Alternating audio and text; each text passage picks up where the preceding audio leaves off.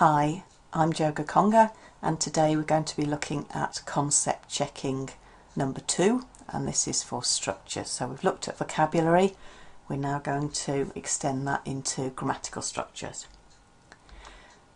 So before we start, let's have a quick recap. Why do we use concept checking? Well, because we need to make sure that they've understood what we've taught. So concept checking is something that comes after the teaching. We teach something in a clear context and then we check that they've understood. And what makes a concept check question effective? See if you can think for a minute what the rules were that we looked at in the last session.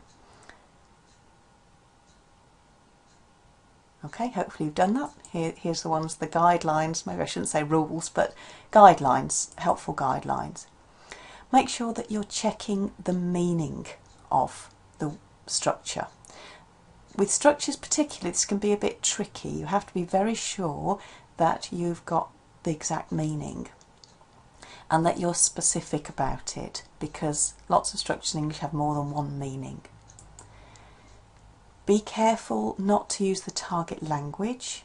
Again, that's quite easy to do, very easy to do in fact.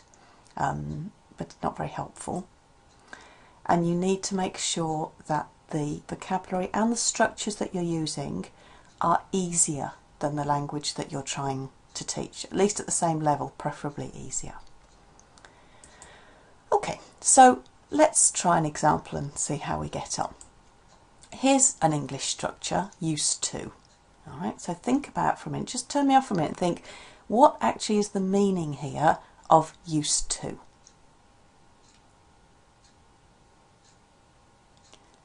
Okay, hopefully you've had a look at that. So here the meaning is that you did something, that it was more than once and probably a habit. This is often used for habits, and that you don't do it now. So we've got 3 key areas of meaning here for this structure. And so of course we make those into questions, concept checks. Did I smoke? Yes. More than once? Yes. Regularly or often? Yes, probably. Do I smoke now? No. So those are the concept check questions, and that's the kind of thing that we've looked at before for vocabulary as well. So we've got these questions. Let's have a look at some questions that aren't so helpful. Have a look at these, switch me off for a minute. Why are these not so helpful? Okay, so here we've got, did you smoke? Now, this isn't the same target language as used to, but on its own, it's not helpful. As part of other questions, it might be helpful, but this doesn't imply that you don't smoke now. So it could be all right as one question, but not on its own. This one is the mistake that's very easy to make. I used to smoke, did you used to smoke? This D can be there or not, both are possible. It's not usually used as a question, is it, like this? We've got the target language. Did you used to smoke? What did you used to do? I used to smoke. It doesn't mean that you understand used to. And then of course the last one, the language grading, is the problem here. We need to make it easier than the target language. One of the things that's helpful when you're talking about structures that have something to do with time are timelines. So these can be a good way to check or to illustrate the meaning, to show people what the meaning is. And what a timeline is just a line like this, running from nominally past here to nominally future here. I guess that's because we write right to left, but you know, it's just a convention. Somewhere on the line you need to show where now is, and you can put particular points of time in there if you want to. These can be helpful to show if we're talking about a temporary or a permanent situation, whether it's one particular point in time or a longer period, and also clearly when the time happens. So these can be really helpful. So let's have a look at our example again. I used to smoke, so you can see here, in the past, I did it more than once, regularly. There's a gap here, and I don't do it now.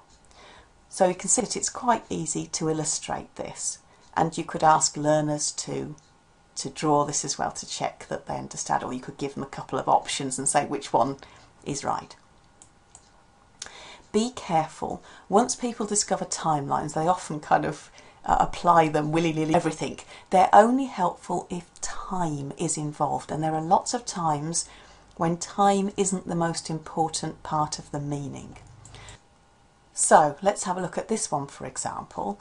Clearly here there is a time involved, but it's not the most important part of the meaning of this structure. So this could mean now, it could mean in the future, but there is another thing which is more important than when about the would rather. So I'd like just to stop me for a minute and think, what is it that would rather do something actually means? So here it means that you want something and you want it more than something else. Presumably, you know, would you like a tea? No, I'd rather have a coffee. But it's not very important. If you've only got tea, that's fine. So to make those into questions, we've got this.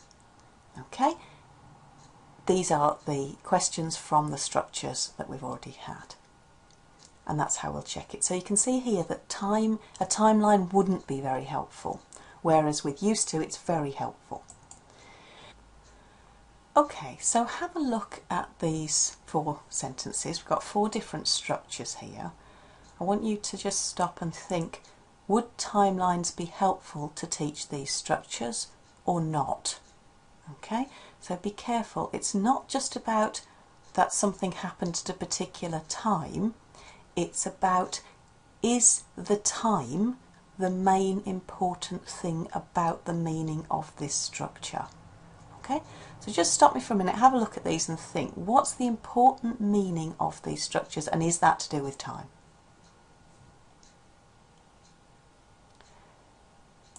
Right then, let's have a look at the first one. So I'll be flying to Kenya this time tomorrow. Clearly this is what we call the future even, continuous. So we've got will plus the infinitive of be here and ing. So it's a continuous form because it's be doing something. So it's the future continuous. This one, yes, is helpful to have a timeline because it's definitely about something that's happening at a particular time. The next one, however, isn't about time. So to have something done, which is what this is, I had my suit cleaned, I had my windows polished, I had my teeth crowned, whatever. To have something done doesn't have to be in the simple past tense. This one doesn't have to be. So it could be, I will have my suit cleaned, I am having my suit cleaned, I have had my suit cleaned.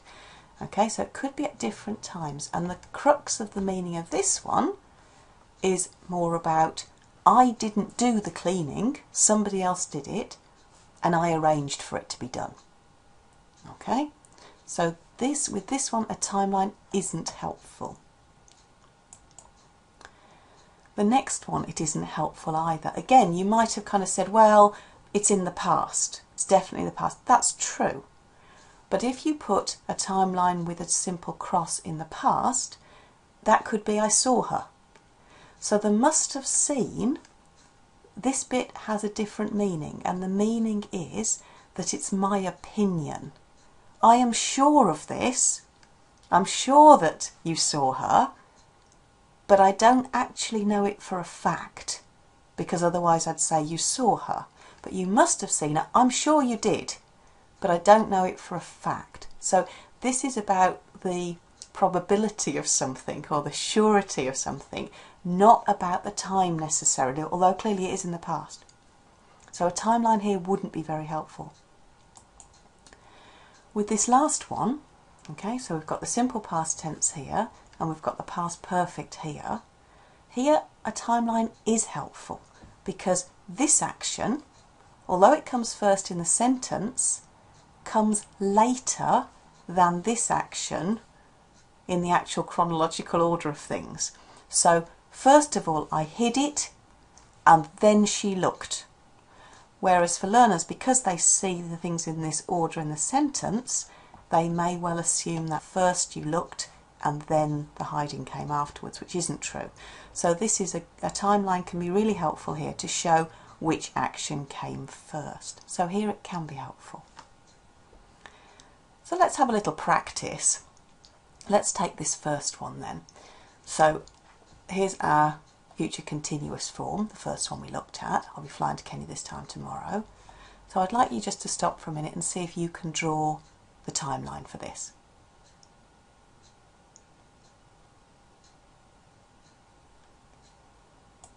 Okay, here it is. Here's the time now. Here's now, and it's 2 p.m. now. I don't know what time it is with you, but let's assume it's 2 p.m. Here's the past and the future.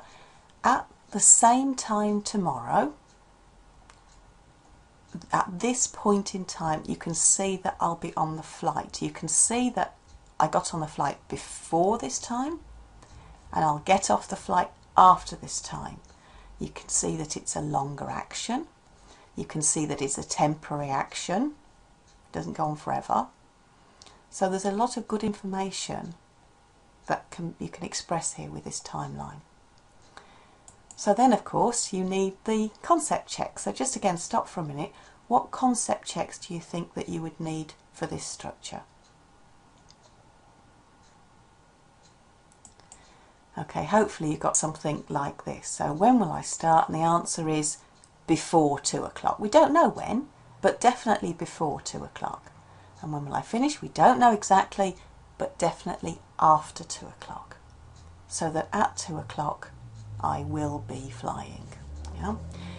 Be careful, it's very easy. This is where it's very easy to fall into the trap of asking questions like, what will you be doing this time tomorrow? Well, flying to Kenya, of course, but that doesn't mean I understand this bit. So that's about using the target language, yes? So try to keep it simpler. You can see we're using the simple future here form with will, the modal will, which is much simpler and much easier and learnt much earlier than this future continuous. Okay? So the main thing to think about is just don't panic. This does often seem quite daunting at first for people, but it does get easier with practice. And we'll do lots more practice in our input session. Okay? If you want to have a bit more practice before that, you could try writing concept check questions and drawing a timeline for the other sentences that we had. Okay, good luck. And as I say, we'll do more practice in class on this.